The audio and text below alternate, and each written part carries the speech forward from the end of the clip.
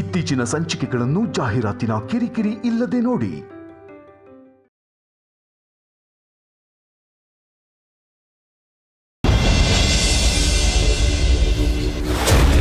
ಹಾಡಾಡಿದ್ದು ಆರತಿ ಮಾಡಿದ್ ಮುಗೀತು. ಅಷ್ಟಕ್ಕೂ ಈ ಗೌರಿ ವ್ರತ ಯಾಕೆ ಮಾಡ್ಬೇಕು ಅಂತ ಅನ್ಕೊಂಡ್ಯೋ ಅದನ್ನ ಹೇಳಕ ಮೊದ್ಲು. ಸಂತಾನ ಭಾಗ್ಯ ಸಿಗ್ಲಿ, ಇರೋ ಸಂತಾನಕ್ಕೆ ಒಳ್ಳೇದಾಗ್ಲಿ ಅಂತ. ನಿನ್ಗೆ ಅವಳಿ ಜವಳಿ ಮಕ್ಕಳು ಹುಟ್ಟಿದ್ರಲ್ವಾ ನಯನಿ? ಗಾನವಿ ಚೆನ್ನಾಗೇ ಇದ್ದಾಳೆ. ವಿಶಾಲ್ನ ಹೆತ್ತ ತಾಯಿನೂ ಎಲ್ಲೋ ಒಂದ್ ಕಡೆ ಚೆನ್ನಾಗೇ ಇರ್ತಾಳೆ. ನೈನಿ ತನಗೋಸ್ಕರ ಮಾಡ್ತಿಲ್ಲ ಅನ್ಸತ್ತೆ ಆಂಟಿ. ಮತ್ತೆ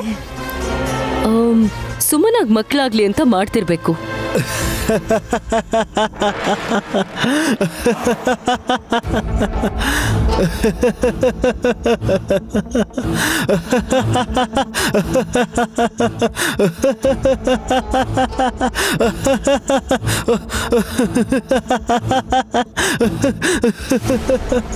ವಲ್ಲಭ, ನಿನಗೆ ಹೇಳ್ತಾ ಇರೋದು. ನಗಕ್ ಬಿಡಪ್ಪ ಸ್ವಾಮಿ, ಸ್ವಲ್ಪ. ಯಾಕೆ ನಗ್ತಿದ್ಯಾ ಅಂತ ಹೇಳ್ಬಿಟ್ ನಗು.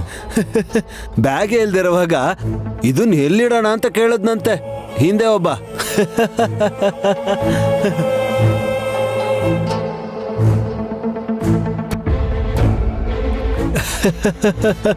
ಹಿಂದೆ ಇದ್ದವ್ರು ಯಾರು ಅಂತ ಹೇಳುವಲ್ಲ. ಈ ವ್ಯಂಗ್ಯ ಎಲ್ಲ ನಂಗೆ ಚೆನ್ನಾಗಿ ಅರ್ಥ ಆಯ್ತು. ಗರ್ಭಕೋಶ ಇಲ್ದೇ ಇರೋ ಸುಮ್ಮನಾಗೆ ಇನ್ನೊಂದು ಮಗು ಹೇಗಾಗುತ್ತೆ ಅಂತ ನೆನ್ಸ್ಕೊಂಡು ಹೀಗೆ ನಗ್ತಿದ್ದಾರೆ. ಅಯ್ಯೋ, ನನ್ನ ಹೆಂಡತಿಗೆ ಬುದ್ಧಿ ಇಲ್ಲ ಅಂತ ಅನ್ಕೊಂಡಿದ್ದೆ. ಎಲ್ರಿಗಿಂತ ಮೊದಲೇ ಕಣ್ಣು ಹಿಡಿದ್ಬಿಟ್ಲು.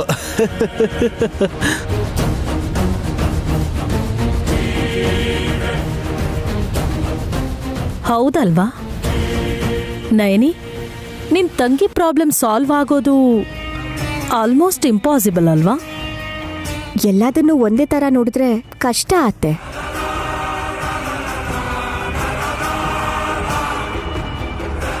ಎಲ್ಲ ನಮ್ಮ ಒಳ್ಳೇದಕ್ಕೆ ಅನ್ಕೊಂಡ್ರೆ ಒಳ್ಳೇದೇ ಆಗುತ್ತೆ. ಹಾಸಿನಿ ಅಕ್ಕ, ಆ ಎಲ್ಚಿ ಹಣ್ಣನ್ನ ಈ ಅಕ್ಕಿ ಸೇರಲ್ಲಿ ಇನ್ನೊಂದು ಬುಟ್ಟಿಗೆ ಹಾಕಿ.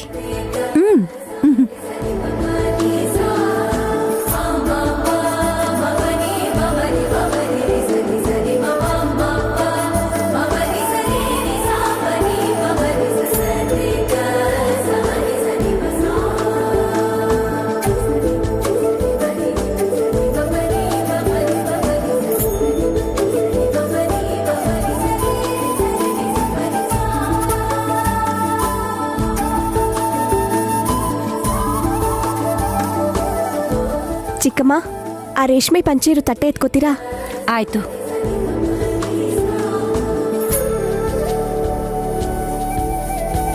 ಈ ತುಂಬಿರೋ ಹಣ್ಣಿನ ಬುಟ್ಟಿ ತಗೊಂಡು ಅದ್ರಲ್ಲಿ ಪಂಚೆ ಇಟ್ಟು ಅದ್ರ ಮೇಲೆ ವಿಳೆದೆಲೆ, ಅಡಿಕೆ, ದಕ್ಷಿಣೆ, ತಾಂಬೂಲ ಇಟ್ಟು ಅದನ್ನ ಸಿದ್ಧ ಮಾಡಿ.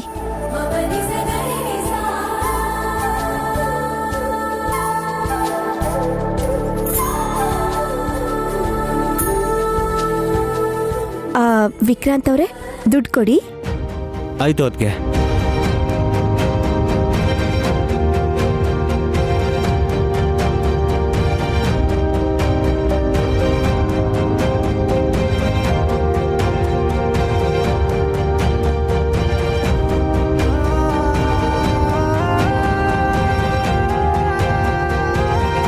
ಸುಮನ, ವಿಕ್ರಾಂತ್ ಅವರೇ, ನೀವೇ ತಾಂಬೂಲನ್ ಕೊಟ್ರೆ ಇನ್ನೂ ಒಳ್ಳೇದು.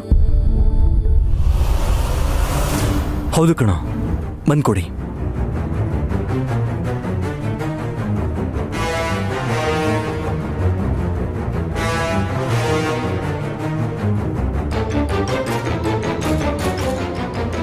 ಸುಮನ, ಬಾ. ನೀನು ಹಿಡ್ಕೊಳ್ಳಿಲ್ಲ ಅಂದ್ರೂ ಪರವಾಗಿಲ್ಲ, ನನ್ನ ಕೈ ಟಚ್ ಮಾಡೋ ಸಾಕು.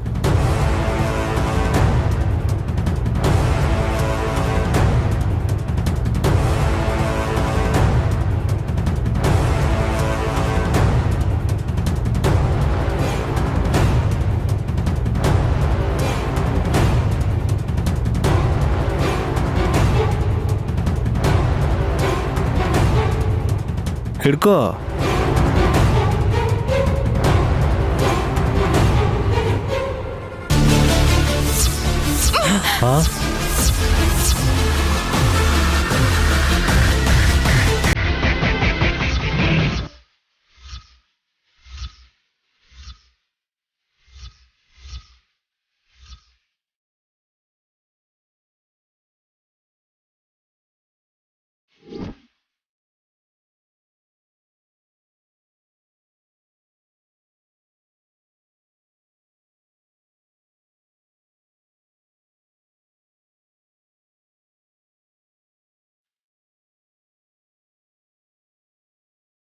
ಸುಮನ, ಯಾಕಕ್ಕ ಕಿರ್ಚ್ತ್ಯಾ?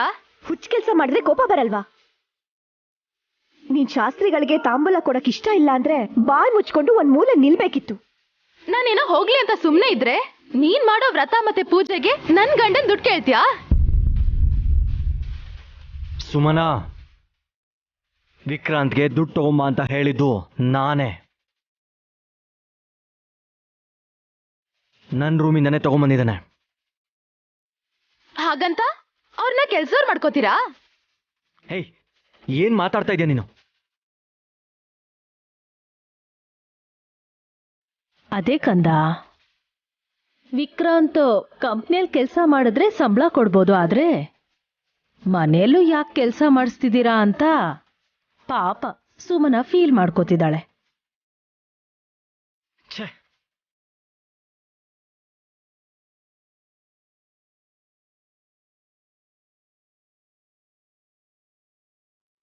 ಅಷ್ಟೇ ಅಲ್ಲ ಅತ್ತೆ, ಈ ನಮ್ಮಕ್ಕ ನನಗಿನ್ ಮಕ್ಳ ಆಗಲ್ಲ ಅಂತ ಮನೆಗ್ ಸಂಬಂಧ ಇಲ್ದಿರೋ ಈ ಶಾಸ್ತ್ರಿಗಳ ಹತ್ರ ಹೇಳಿ ಅವ್ರ ದೇವಸ್ಥಾನಕ್ ಬರೋ ಭಕ್ತರಿಗೆ ಈ ವಿಚಾರದ ಬಗ್ಗೆ ಪ್ರಚಾರ ಮಾಡೋದಕ್ಕೆ ಹೇಗ್ ಪ್ಲಾನ್ ಮಾಡಿದಾಳೆ.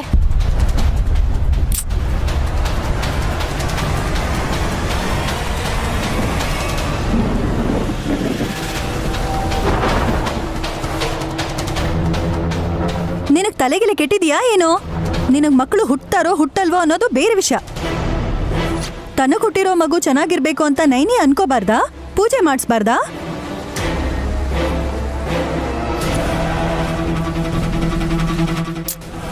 ಮಾಡಿದ್ರೆ ಮಾಡ್ಲಿ ಬಿಡು ಹಾಸಿನಿ. ಆದ್ರೆ ವಿಕ್ರಾಂತ್ ಸುಮನ ಇಬ್ಬರ ಕೈಯಲ್ಲೂ ಶಾಸ್ತ್ರಿಗಳಿಗೆ ತಾಂಬೂಲ ಕೊಡಿಸೋ ಹಿಂದೆ ಇರೋ ಉದ್ದೇಶ ಅವಮಾನ ಮಾಡ್ಬೇಕು ಅಂತ ಅಲ್ವಾ? ಅಪಾರ್ಥ ಮಾಡ್ಕೋಬೇಡಿ. ವ್ರತದ ಫಲ ಇವರಿಬ್ಬರಿಗೂ ಸಿಗ್ಲಿ ಅಂತ ನೈನಿ ಆ ರೀತಿ ಹೇಳಿರ್ಬೇಕು.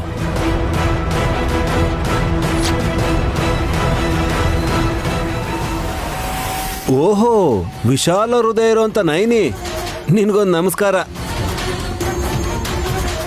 ನಿಂತರ ಮನ್ಸು ನಮ್ಗಿಲ್ಲ, ಆದ್ರೂ ಈ ಥರ ಎಲ್ಲ ಹರ್ಟ್ ಮಾಡಲ್ಲ. ಗರ್ಭಕೋಶ ಇಲ್ದಿರೋ ಹೆಣ್ಣಿನ ನೋವನ್ನ ನಮ್ಮ ಕೈಲಿ ನೋಡೋಕ್ಕಾಗಲ್ಲ.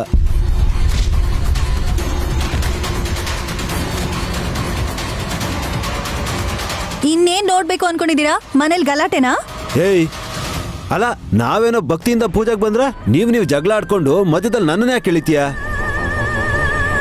ಕೂಲ್ವಲ್ಲ ಬಾ, ಕೋಪ ಮಾಡ್ಕೋಬೇಡ, ಸಮಾಧಾನವಾಗಿರೋ. ಸುಮನಮ್ಮ, ನೀನೇನೋ ತಪ್ಪಾಗಿ ತಿಳ್ಕೊಂಡು ತಾಂಬೂಲನೇ ಎಸ್ಬಿಟ್ಟೆ. ಅಲ್ಲ, ಆ ತಟ್ಟೆ ಗಾನವಿ ಮೇಲೋ ಪಕ್ಕದಲ್ಲಿರೋ ಗಾಯತ್ರಿ ಮೇಲೆ ಬೆಳೆದಿರೋ ಹಾಗೆ ಮಕ್ಳಿಬ್ರನ್ನು ತಾಯಿ ಗೌರಿ ಕಾಪಾಡಿದಾಳೆ.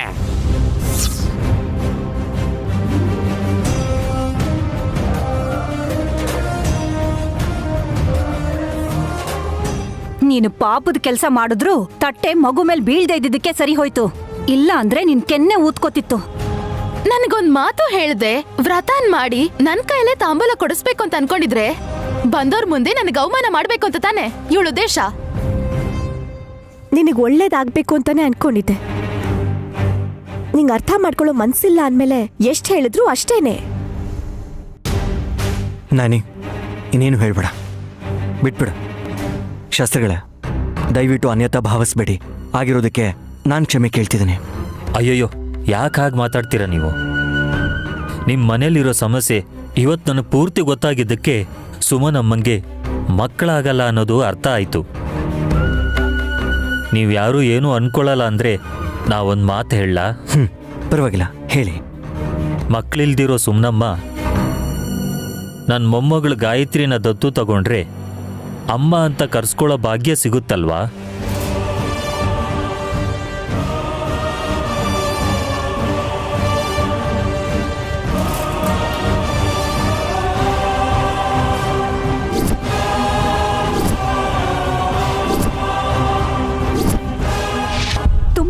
ಯೋಚನೆ ಶಾಸ್ತ್ರಿಗಳೇ?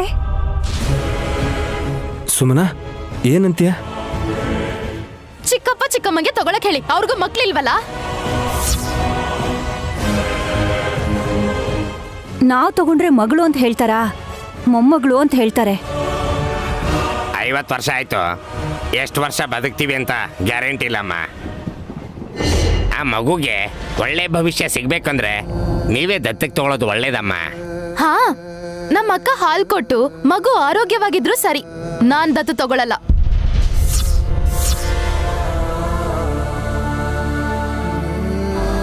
ದೇವಸ್ಥಾನದಲ್ಲಿ ಪೂಜೆ ಮಾಡಿ ಪ್ರಸಾದ ಕೊಟ್ಟು ಚಿಲ್ರೆಗೋಸ್ಕರ ಕೈ ಚಾಚೋ ಅವ್ರ ಮೊಮ್ಮಗಳನ್ನ ನಾನ್ ದತ್ತು ತಗೋಬೇಕಾ?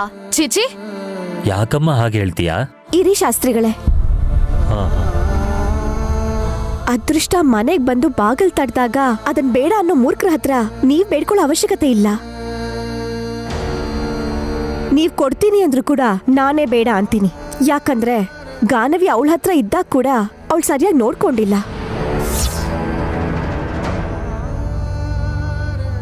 ಗಾಯತ್ರಿನ್ ದತ್ತು ತಗೊಂಡ್ರು ಹೆಸರಿಗೆ ತಾಯಿ ಆಗಿರ್ಬೋದೇ ಹೊರತು ಅವಳ ಮಗುನ್ ಚೆನ್ನಾಗಿ ನೋಡ್ಕೋತಾಳೆ ಅನ್ನೋ ನಂಬಿಕೆ ನನ್ಗಂತೂ ಇಲ್ಲ.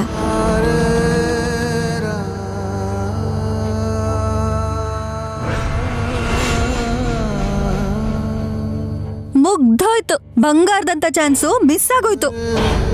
ನನಗೆ ಬೇಡ ಅಂದ್ಮೇಲೆ ಮಿಸ್ ಆಯ್ತು ಅನ್ನೋ ನೋವು ನನ್ಗ್ಯಾಕಿರತ್ತೆ?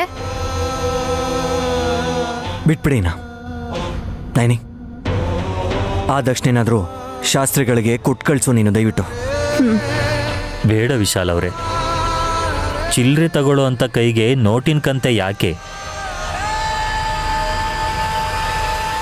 ಹೋಗ್ಬರ್ತೀನಿ. ಅಮ್ಮ ಗಾಯತ್ರಿ, ಬಾರಮ್ಮ, ಮನೆಗೆ ಹೋಗೋಣ.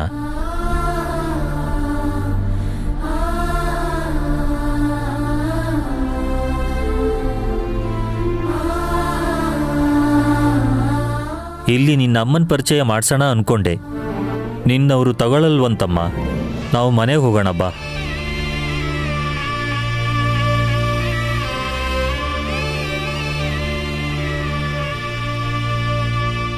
ಅಯ್ಯಯ್ಯೋ, ಶಾಸ್ತ್ರಿಗಳು ಹೊರಟು ಹೋದ್ರಲ್ಲ. ಅಪರೂಪಕ್ಕೆ ಬಂದಿದ್ದ ಗಾಯತ್ರಿಗೆ ಹಾಲು ಕುಡಿಸ್ಬೇಕಿತ್ತು ನಯನಿ. ನನ್ನೇ ಬೇಡ ಅಂದಮೇಲೆ ನನಗ್ಯಾಕೆ ಹಾಲು ಅಂತ ಹೊರಟೋದ್ಲು ಪಾಪ. ಹಾಗಂತ ಮಗುಗಿನ್ಮೇಲೆ ಹಾಲು ಕಳ್ಸಲ್ವಾ ನಯನಿ? ಗಾನವಿಗೆ ಸಾಕಾಗಲ್ಲ ಅಂತ ಈ ತರ ಸುಳ್ಳು ಹೇಳ್ತಿದ್ದಾಳೇನು ನಯನಿ? ವಲ್ಲಭ, ನೈನಿ ತನ್ನ ರಕ್ತ ದಾರ ಏರಿತಿದ್ದಾಳೆ. ನೀವು ಹಾಲಿನ ಬಗ್ಗೆ ಚರ್ಚೆ ಮಾಡೋ ಅವಶ್ಯಕತೆ ಇಲ್ಲ.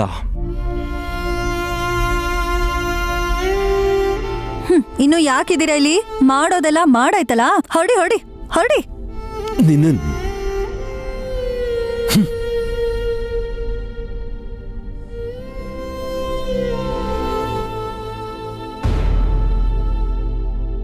ಈ ಭೂಮಿ ಬಣ್ಣದ ಬುಗುರಿ ಆ ಶಿವನೇ ಚಾಟಿ ಕಣೋ.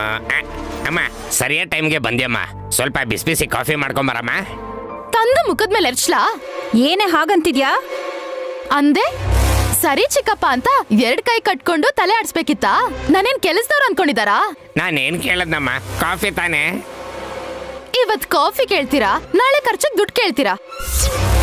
ಪ್ರತಿದಿನ ನಿನಗ್ ಬರೋ ಪಾಕೆಟ್ ಮನಿ ಕೇವಲ 2,000. ಅದನ್ನ ನಾವ್ಯಾಕೆ ನಿನ್ ಹತ್ರ ಕೇಳ್ತೀವಿ?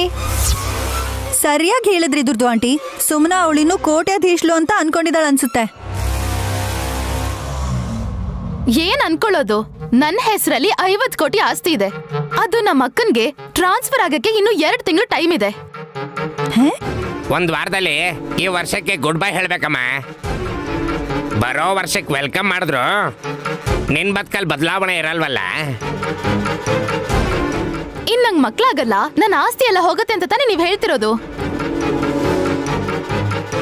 ಅಮ್ಮ ತಾಯೇ, ನಾನು ಮಾತಲ್ಲ ಅಷ್ಟೊಂದು ಅರ್ಥ ಇದ್ದಿದ್ರೆ ನಾನು ಇಷ್ಟೊತ್ತಿಗೆ PhD ಮಾಡ್ತಿದ್ದಮ್ಮ. ಇವಾಗ ಹೇಗಿದೀವೋ ಹಾಗೆ ಇರ್ತೀವಿ ಅಂತ ಇದಾರೆ ಹೊರತು ರಾತ್ರಿ ಎಲ್ಲ ಕಳ್ಕೊಳ್ಳಲ್ಲ ಅಂತ ಹೇಳ್ತಿದಾರೆ ನನ್ ಗಂಡ. ಒಂದೇ ದಿನಕ್ಕೆ ನನ್ನ ಲೈಫ್ ಚೇಂಜ್ ಆಗಿದ್ದಕ್ಕೆ ನಿಮಗ್ ಸಂತೋಷ ಆಗಿದೆ ಅನ್ಸುತ್ತಲ್ವಾ? ಕುಂಟು ಕುದ್ರೆನ ರೇಸ್ಗೆಲ್ಲ ಕರ್ಕೊಂಡು ಹೋಗಲ್ಲ ಸುಮ್ನ. ಇವಳಿನ್ನು ಕುದುರೆ ಅನ್ಕೊಂಡಿದ್ದಾಳೆ. ಬಟ್ಟೆ ಮೂಟೆ ಹೊರೋ ಕತ್ತೆ ಕಣೆ. ಇನ್ನೊಂದ್ಸಲ ಹಾಗೆ ಮಾತಾಡಿದ್ರೆ ಹಲ್ಲುದ್ರತೆ ನಿಮ್ದು. ಏನೇ ಚಿಕ್ಕವರು ದೊಡ್ಡವರು ಇಲ್ವರ್ದು ಆಂಟಿ. ಅಯ್ಯೋ ಆಂಟಿ ಇರಿ, ಚಿಕ್ಕಪ್ಪ ಹೇಳ್ಕೊಡಿ ಇವ್ರನ್ನ. ಏನ್ ಹೇಳಿಬೇಕಮ್ಮ? ಅಯ್ಯೋ ಏನೋ ಹೇಳಿರಿ ಅಂತಲ್ಲ, ಚಿಕ್ಕಮ್ಮನ ಹಿಡ್ಕೊಳ್ಳಿ. ಹೇಳ್ಕೊಳಕ್ಕೆ ಇವಳು ಕಾಲ್ ಬಿಟ್ರೆ ನನ್ಗೇನು ಸಿಗಲ್ಲಮ್ಮ. ಬಾ ಚಿಕ್ಕಪ್ಪ, ಅಯ್ಯೋ ಬಿಡು ಆಂಟಿ. ಆಂಟಿ ಇರಿ. ಏನೇ ಇಷ್ಟು ದೊಡ್ಡ ಬಿಲ್ಡಪ್ ಕೊಡ್ತಾ ಇದ್ಯಾ? ನೆನ್ನೆ ಆಗಿದ್ದ ಬರ್ಡೇ ಪಾರ್ಟಿಗೆ ಅರೇಂಜ್ಮೆಂಟ್ ಅಮೌಂಟ್ ಕೂಡ ಪೇ ಮಾಡಕ್ಕಾಗ್ಲಿಲ್ಲ. ಇವಳು ನನಗೆ ಹೇಳಕ್ ಬರ್ತಿದ್ದಾಳೆ. ನಿನ್ನ ನಾನೇ ಕೊಡ್ಲಿಲ್ಲ, ಅಡ್ವಾನ್ಸ್ 5 ಲಕ್ಷ ಕೊಟ್ಟಿದ್ನಲ್ಲ. ಬ್ಯಾಲೆನ್ಸ್ ದುಡ್ಡನ್ನ ನಿಮ್ಮ ಅಕ್ಕ ಕಟ್ಟದ್ಲೆ. ಅವಳಿಗೆ ಯಾಕಂತೆ ಆ ತೊಂದ್ರೆ ಎಲ್ಲ? ನೀನೆಲ್ಲಿಂದ ಕೊಡ್ತೀಯಾ? ಚೆಕ್ ಮೇಲೆ ಎಷ್ಟೇ ಸೈನ್ ಹಾಕಿದ್ರು ಬ್ಯಾಂಕ್ ಅಲ್ಲಿ ಹೋಗಿ ಕೇಳಿದ್ರು ಏನು ಯೂಸ್ ಇಲ್ಲ. 2,000 ಬಿಟ್ಟು ₹1 ಎಕ್ಸ್ಟ್ರಾನು ಸಿಗಲ್ಲ ಅಂದ್ಮೇಲೆ 25 ಲಕ್ಷ ನೀನು ಕಟ್ಟಕ್ಕಾಗತ್ತಾ? ಚಿನ್ನನ ಒಡವೆನೋ ಮಾರಿ ಅವ್ರ ಮುಖಕ್ಕೆ ಎಸಿತಿದ್ದೆ. ಇಲ್ಲ ನೀವು ನಮ್ಮ ಅಕ್ಕ ಕಟ್ಟದ್ಲು ಅಂತಂದ್ರಲ್ಲ, ಅವಳ ಮುಖಕ್ಕೆ ಎಸಿತೀನಿ.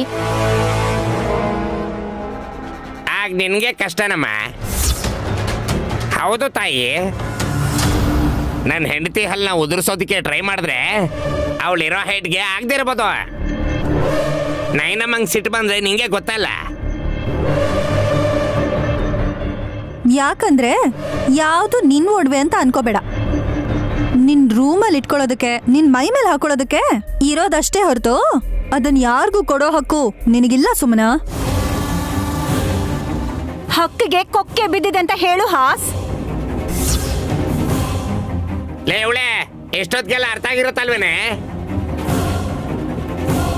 ಸುಮ್ಮನಮ್ಮ, ನಾವು ಒಂದೇ. ಕಿಡ್ಸು ಇಲ್ಲ, ಕಿಟ್ಟಿ ಬ್ಯಾಂಕು ಇಲ್ಲ.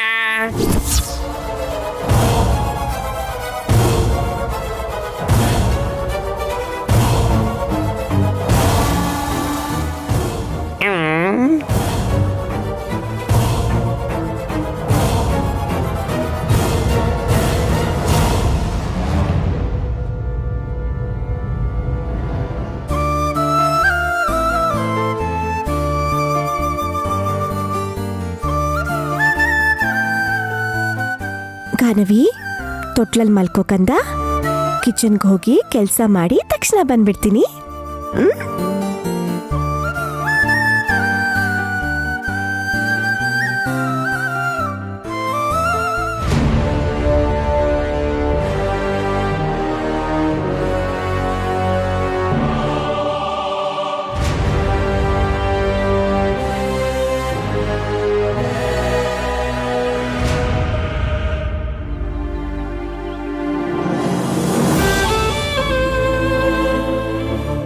ಬಲವಂತವಾಗಿ ಸ್ಮೈಲ್ ಮಾಡ್ತಾ ಇದ್ದೀನಿ ಅಷ್ಟೇ.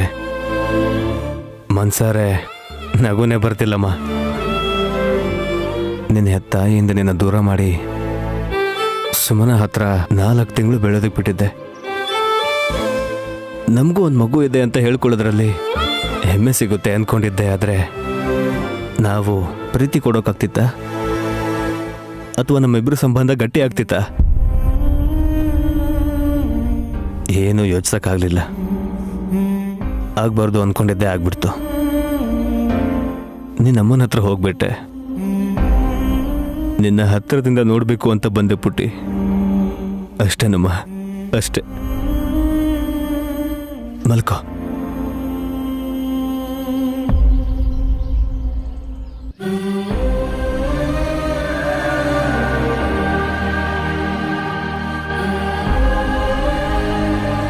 ಬ್ರೋ, ಅದು ತೊಟ್ಲು ಖಾಲಿನೇ ಇದೆಯಾ ಅಥವಾ ಯಾರಾದರೂ ಇದಾರ ಅಂತ? ಏಯ್, ಪ್ರೀತಿಸೋದ್ರಲ್ಲಿ, ಪ್ರೀತಿ ಹಂಚೋದ್ರಲ್ಲಿ ಡಿಫ್ರೆನ್ಸ್ ಇದೆಯೋ? ಗಾನವಿನ ಸುಮ್ಮನೆ ನೋಡ್ಕೊಂಡು ಹಾಗೆ ಹೋಗ್ಬೇಕು ಅಂತ ಅನ್ಕೊಂಡಿದ್ರಾ? ಅದು ಹಾಗಲ್ಲ ಅತ್ಗೆ.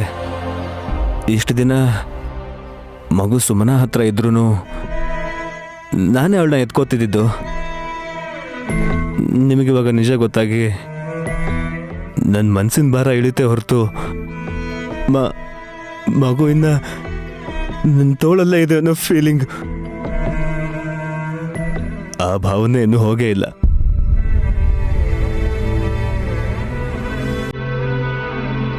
ವಿಕ್ರಾಂತ್, ಗಾನವಿ ನಿಂತ್ಕೋ. ಬ್ರೋ, ಏಯ್, ಮಗುನ ಮೊದಲು ಎತ್ಕೊಳ್ಳಲಿ. ನಿಮ್ಮ ಅಣ್ಣ ಹೇಳಿದ ಮಾತು ನನ್ನ ಕಿವಿಗೆ ಬಿತ್ತು. ನೀವು ಕೇಳಿಸ್ಕೊಂಡ್ರಿ ಅಲ್ವಾ ವಿಕ್ರಾಂತ್ ಅವರೇ?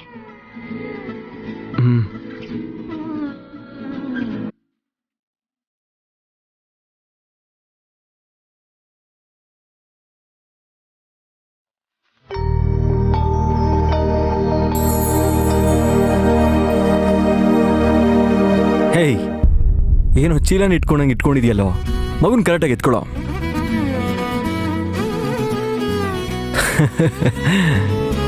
ಹೀಗೆ ಎತ್ಕೋಬೇಕು. ಹಾಗಿರೋ.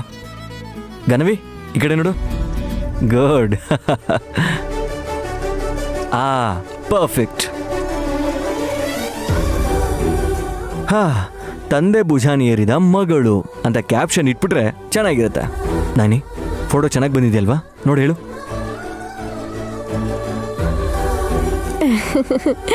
ಹೌದು ಯಜಮಾನ್ರೆ, ತಂದೆ ಮಗಳಿಬ್ರು ಚೆನ್ನಾಗಿ ಕಾಣಿಸ್ತಿದ್ದಾರೆ.